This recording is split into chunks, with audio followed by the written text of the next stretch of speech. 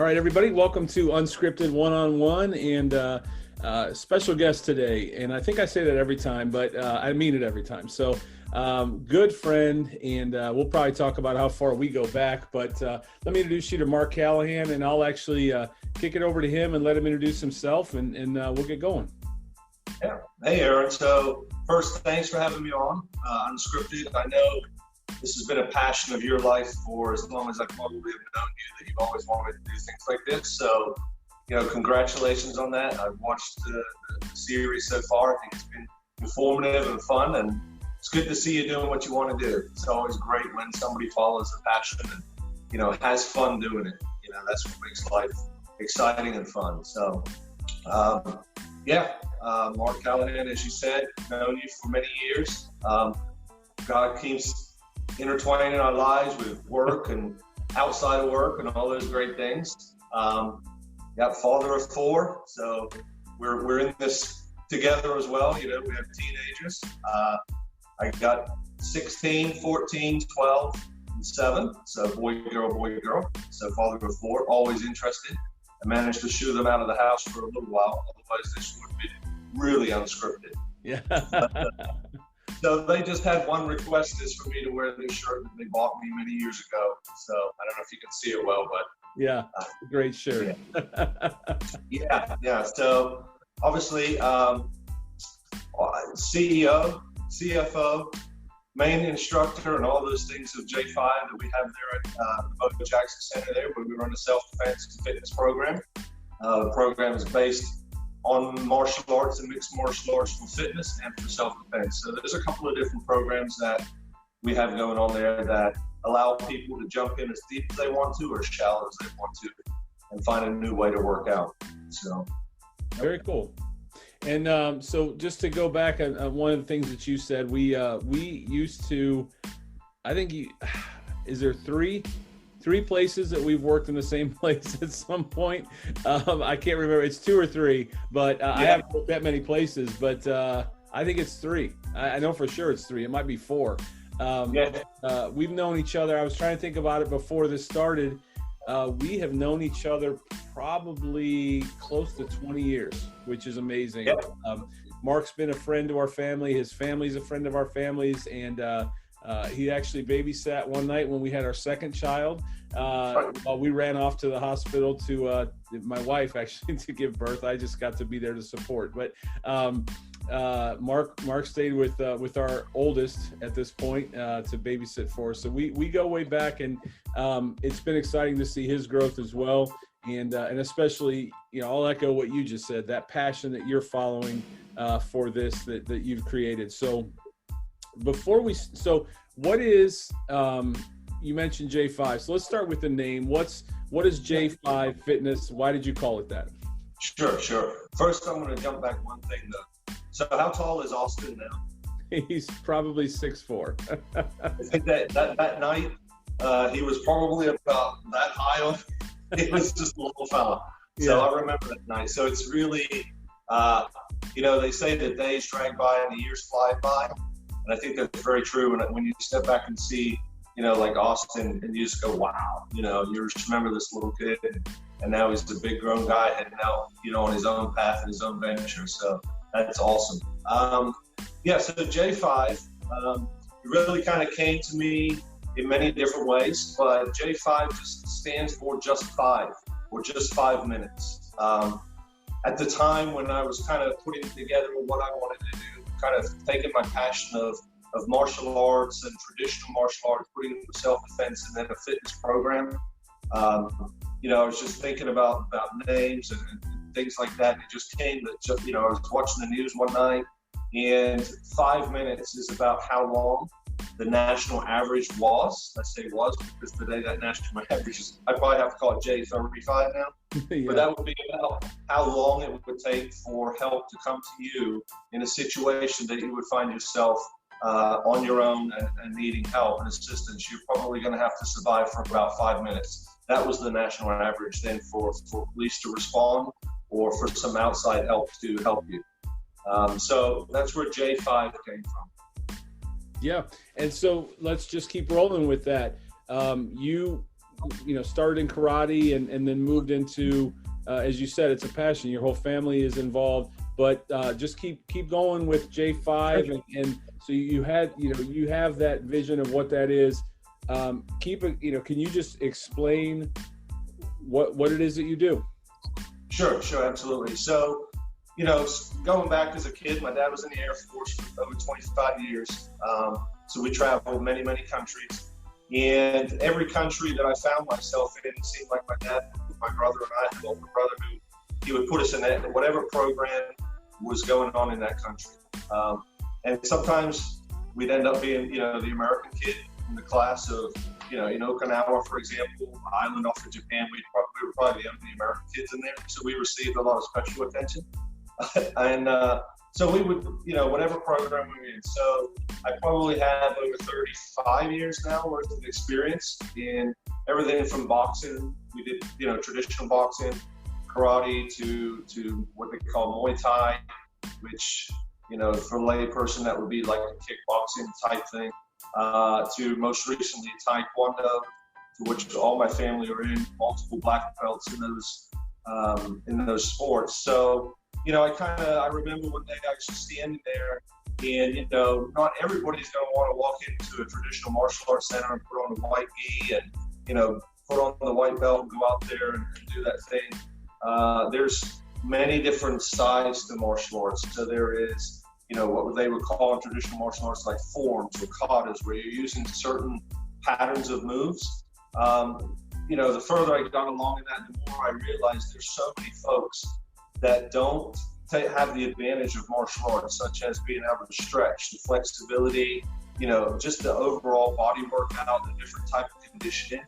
I just found that there was a large group of people that were just, that's not for me. I'd love to do that part, but I really don't want to do the white uniform and the testing and the belt ranking and all that kind of stuff. So I would hear that quite a lot. And I remember I was waiting to actually go into a sparring ring with one of my fellow guys, and he said, "Hey man, wouldn't it be great, if we could just do like UFC type training, just the training, just like a boot camp where we could go and, work on ropes and medicine balls and heavy bags and all that kind of stuff, but not the fighting part, just the exercise part."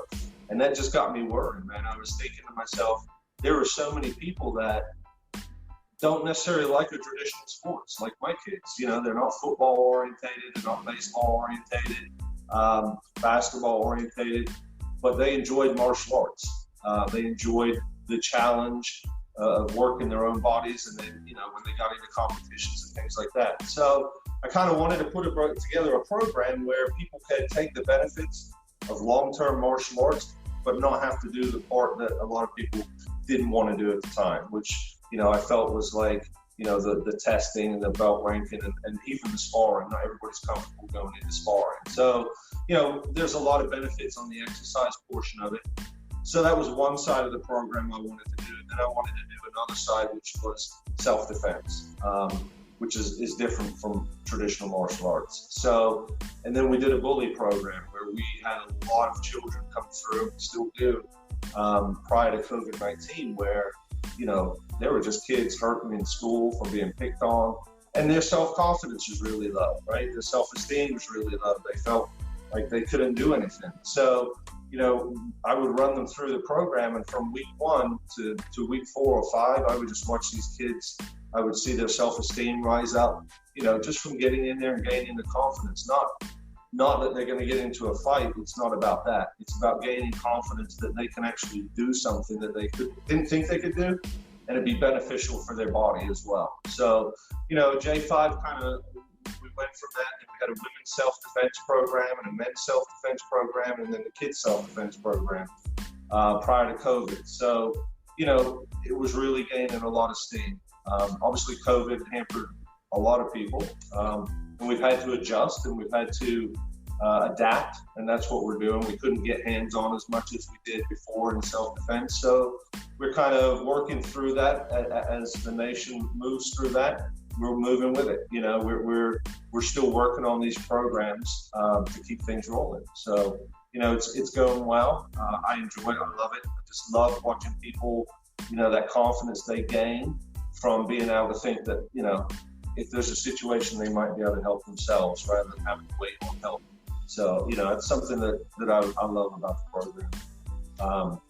And I'm going to be a little bit repetitive, and it's just for our audience because your audio it sounds at times it's kind of going in and out a little bit. Sure. So just to be a little bit repetitive, but the refresh kind of what you said. There's a lot of different elements to what you're doing, and that's what's been really neat to watch. And why I love the concept up front was I may not want a black belt. I don't want to do the white uniform. I don't want to go to a karate studio and do all that, but I sure love that workout. I could use that workout, to be honest with you. There's a lot of people that would love the fitness aspect of it. So that's kind of one column of several columns that you have. There's an anti-bullying that you do. There's self-awareness that you do. There's teaching for self-defense that you do. And then all of it kind of incorporates in together to create what you've created with J5. Within our facility, Mark had approached us 2 years ago now? Yes, it's 2 years. 2 years. So we have a 45-foot steel tower that has no walls on it. It's just a climbing tower, so it's got climbing elements on it. And the first floor was empty, and Mark had approached us about wanting some space, and we're a very turf-based facility, so there really wasn't anywhere to go. And then we all kind of looked up at this space on that climbing tower, which created a whole nother element of fear for some people getting even 25 feet off the ground. Steel structure, it feels like it's moving, but it's not going anywhere. But so we created a studio with Mark's help for J5, and it's been amazing to watch the evolution. And so one of the things that you had touched on as well was from your perch, I guess we would call it, on that tower, you have visual to the sports performance area that we have, as well as the batting cages and where they do private instruction. And I know one of the things you said right up front was you were watching hitting instruction and noticed that the pivot at the waist and that core movement is the same. Yep. And then you looked over in the sports performance area and they were teaching core movement, strengthening your core. The very things so that was just three elements that all of a sudden it was like, we can really have some synergy here. And can you talk about that, what you've realized just being there and how that fits the whole athlete, not just people that want to come in and punch the bobs and the bags. What other elements have you noticed from your vantage point where you were? Yeah, absolutely. So, first of all, I'm scared of heights. So, when everybody walked in, that was like the last place I thought I'd end up. But that's great. It does add a little element of fear. We do have some folks that are nervous of heights that have overcome that. It's repetitive coming up the stairs, right? Working out to get over that. But yeah, back going to watching all the athletes and what they do, the softball and the baseball guys, there's a lot of pivoting, there's rotation, there's moving the shoulders forward to gain that power hit. And it's not a lot different than, some of the things that I'm teaching when it comes to, doing basic striking for defense, So I've had softball players, soccer players, I still have softball players that have come up and they've said, wow, these workouts really have benefited me in a different way. It's not to replace anything, it's just in a different way. One of the things I like to focus on, is cardio endurance, not just endurance, not just cardio, but cardio endurance, taking that cardio heart rate up to a high level and keeping it there for a period of time, because that benefits us obviously overall in cardio health, but it really benefits you in a self-defense aspect. Something happens to you, the first thing that happens is your heart rate just shoots up. That's just natural fear. It helps with that. And so I've had, you remember, we had professional ex-NFL players come up there, and they've come to work out, and just a few minutes into it, they're like, wow, this is more cardio than I ever thought it would be. And that's great. It just adds a different element and helps them to get better at their sports, because it's still pivoting, it's still talking about rotation in the hips and gaining power. So yeah, there's a lot of crossover I noticed, which I didn't think about, until I stood up there and looked out on the field and watched the baseball players and softball players, how the coaches are talking about moving those hips, then they'll come up here and do the same thing with me at J5. So, I think it's just a supplement, right? One thing that I had where it was parents were saying, man, my kid's kind of getting a little burned out on baseball or a little burned out on basketball. And so we take them up there and we run through that program and we'll work on these things, and they're not losing the things that they've already gained in baseball, but maybe they're just taking a short break from it and doing something different. I have one late girl that in particular, she's a very quick learner. She was a really good softball player and will be. And you can just tell in her movements from the softball how natural that is to move into a program like J5. So there's definitely benefits there, and that's definitely worth it. And I was on with Dave Richardson earlier this week, and he was talking about being a strength coach of multiple different sports, and he said, that, and I'm going to ruin the quote, but I'm pretty sure it was, strength is good for any sport. It doesn't matter because they're all different in terms of what they need to strengthen, but that core strength is great for every sport. And I would say that we have noticed too that you connected really well with, I know we used to run some of our teams through with you, especially the softball teams that we have, the younger softball teams, and they would come through and just spend some time with you. And you didn't just talk about punching a bob or, self-defense. You talked about online awareness. There was a lot of things that you covered that a lot of those girls ended up signing up and coming back on their own individually with you, because as you said, that's not an element that they get too often coming to practice every day. And it really, the coach isn't going to be somebody that's going to sit. Now, some of them do. I in fairness, maybe there's time for coaches to pour into them that way, but you gave an element of needed message to a lot of those young ladies, and they enjoyed coming so much that a lot of them signed up, on their own. Isn't that true? Yeah, absolutely. That was the programs when we ran, particularly the softball girls through. There were some who were, getting ready to head off to college in the next year or two, and just some of the things. So they're going to be off, and they're going to gain this freedom, and they're going to, kind of have to look at the world completely different, right? So self-defense, a good self-defense program is not all about just striking and hitting, right? That's a very small part. If I'm in a self-defense situation where I'm striking and hitting and having a fight, there's probably a whole lot of elements that I didn't learn or I wasn't aware of prior to keeping me out. I always say good self-defense is you never know. You never knew you had to use it. You walked away. You avoided that situation. Self-defense is kind of being a self-defense coach is a little different, right? So a baseball coach teaches their player to get better, and they can see that in the game, right? I teach people and hope they never use what I ever have to teach. Yeah. It's completely different. So we do a large portion of our talks, even in the adult. There's consequences for self-defense, both legally and morally, right? We all have different, thought patterns of what we would do and what we wouldn't do. And so we talk through those things because that's a huge portion of it. It's not something that you just go learn to hit a few bags and say, okay, I'm good, I can defend myself. Especially in today's world, violence is definitely on the rise, to avoid those situations. And then how do you handle those situations? How do you de-escalate them? How do you get yourself out of them? And how do we put our pride aside and our ego aside to walk away, and to avoid those situations? Using self-defense in a physical aspect is always the last resort, and it's not the end resort because there's always consequences afterwards that you're dealing with. But with the girls in particular who are heading off to college, one of the things that we did, which I thought was really unique and fun, I had what they call drunk goggles, right? So they're the goggles, you've seen them, probably police departments have them, and they'll usually put them when they're doing like a day show, and you put them on and the vision's blurred, right?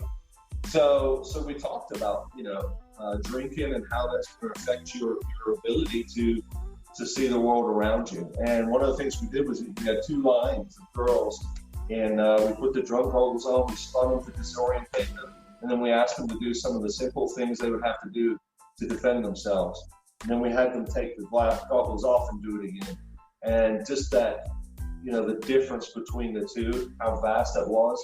There's several of the girls I heard talking, about, man, that's really opening our eyes to what's coming, because, a couple of drinks down the line and, before you know it, you're in a bad situation. So we do a lot of things like that. With the kids and with the softball girls in particular, that was just a really neat, fun time to have those guys go through that. Because we just talked a lot more about, just hitting and punching. It was a lot more about avoiding situations and what to look out for, the signs and precursors of trouble and things like that. So, and that's something that we carried on into the adult program and also into the junior, like the anti-bully program, So, yeah, it was great. Good, a lot of fun. And you have had, just to recap too, you've had success with a lot of different groups. So church groups, ladies groups from church, real estate agents. There's certain jobs that put themselves in harm's way, not that we would think of, not like a policeman, fireman, ambulance, but a real estate agent can be in a bad place pretty quickly. And so I know you've worked with some groups like that. So those are all places that you've had that success and found that they want to prepare themselves, as you said. Hopefully, it's almost like insurance. You don't hope you ever use it, but you certainly need it. And in today's world, that's real important, as you said, and becoming more important by the day and minute almost. But so the other thing because I know we had a hard stop at the end. Where can people find you? Where can they just contact you if they've heard something here that says, let me just ask them some questions and, pricing and all those other kind of things. Where can they find you? Yeah, absolutely. So, you and me, I'm not a huge IT guy. So Facebook, I know that's for old people now, apparently is what I'm told, but, J5 Self-Defense Facebook page. Obviously, Bo Jackson's web page and or Facebook page is probably the best ways to reach me. And then, you can post my phone number afterwards if people are interested. I'm kind of old school and love talking to people rather than, doing it over the internet. But Facebook, J5 Self-Defense and Fitness is probably the most social way to do it. And I love that, we always talk about, I think you and I've talked about before, there's the ocean liner and there's the jet ski. The ocean liner is the one that has to, for it to turn around, it takes quite a while. The jet ski can be very nimble, and your business is very nimble because, as you said, you're the CEO, CFO, the instructor, the trainer, the cleaner, you literally are one-man band running this business. And so you have the opportunity, if somebody were to call you and maybe they have an office, they wanted to get people in the office or a church group or a staff or whatever it might be. I know you would work with them and talk through, first of all, what are your concerns and what are the various, like I've said, you have a lot of pillars. Which one of those or all of them could we use? It's a very holistic approach to what you do. Yeah, absolutely. One of the programs that we can run is, I have everything. I have portable mats. I have everything I can take with me except for those heavy bags, right? I can take things with me if people want to do something for their office, but would rather do it on site. We can do that. That's not a problem at all. And you talked about the differences too. Not everybody that comes in says to me, "Hey, I want to learn some self-defense," right? Because you're teaching people, unfortunately, to be, and that's what I tell people in the classes, you're teaching people when violence faces you, you're teaching people to be violent back. And that's just not, natural nor normal for many, many, many people, okay? So the program is geared, I ask people, what are your goals? What is it you want to do? Well, some people say, I just want to lose weight. Hey, I just want a different type of workout. I'm not really interested in self-defense, but I'd like to try hitting the bags. And they are learning. If I teach them how to do certain things, they've already learned physical aspects to self-defense when they said they weren't, really interested in doing that. They've already learned that. And I've had people that start out telling me that, and then as they learn, they're like, "Hey, I want to learn more. Hey, I like doing that. I want to gain more knowledge in that." So, I'm able to say, "What are your goals? What is it you want to do?" and work with those people from there. So we have some, I've had some people, unfortunately, that have found themselves in bad circumstances and want to be able to avoid that in the future. I have some people that just say, "Hey man, I got to get off the couch. And I don't want to go to the gym and pump weights. I don't want to go, have a cardio trainer." One of the things that there's a lot of good self-defense programs out there, and it's certainly not to knock any, but I don't put on red gear and come out and start spitting in people's faces in person. You know, that's just not what I do. You know, I've had people that unknowingly were victims of domestic violence. She already knows what it's like to be cursed at. I don't need to do that to her, you know, but we do role play, we do some scenarios, we do things like that, and I'll take them to what they're comfortable with, because you have to continuously move the bar for people. You can't just take a person that has no aspect of self-defense and say, okay, I want you to start, you know, thumbing people in the eye. That's just not practical nor realistic, you know. So we take them to where they're comfortable, you know, and we can do it on site, like we were talking about earlier. We can do it at both of them. We've had a lot of success with different groups. You know, home realtors. I think if my wife ever asked me and said, hey, I think I'm going to do that job, you know, I'd be like, no, I don't think so. Yeah. I mean, you're walking into a house with strange people that you don't know, you know, and it's just in today's world. So we talked about that, you know, distancing, being aware, not being in the phone, you know, with your head down. And unfortunately, actually, during one of those classes, there was I think it was in California, where it hit, you know, all the mainstream media, where a realtor, he asked her a question, she put her face down, and he pushed her to the ground and then proceeded to assault her. You know, it was caught on a home camera. And it's just, you know, taking that step back, standing in a certain way to make sure you're not off balance should somebody try to shove you or put your hands in you. We walked through all of that. And, you know, a couple of them have gotten back and said, hey, that really gives me more confidence walking into these situations. Not that you're Chuck Norris or Bruce Lee. Yeah. When I say that to the younger kids, I say, you're not going to become Bruce Lee. They have no idea who Bruce Lee is. idea. Yeah. So I say, you're not going to become Chuck Norris. They have no idea who Chuck Norris is. Right. By the time I get to Jackie Chan, they're kind of figuring out. Maybe. They're not going to become like these martial artists, right? So you're just going to be more aware. And that's part of the program. Again, there's some great traditional martial arts and self-defense programs that work on the ground to strike in. You know, I take the most basic of the things I've done and teach people that. Basic kicks, basic strikes, things like that. Because in a high stress situation, you're not going to remember, you know, these really complicated moves. You're going to barely remember to cover your face up, you know. So we'll do that, and in hopes that becomes muscle memory. I remember, so one of the things I always say is, you remember the first day you drove a car, Aaron?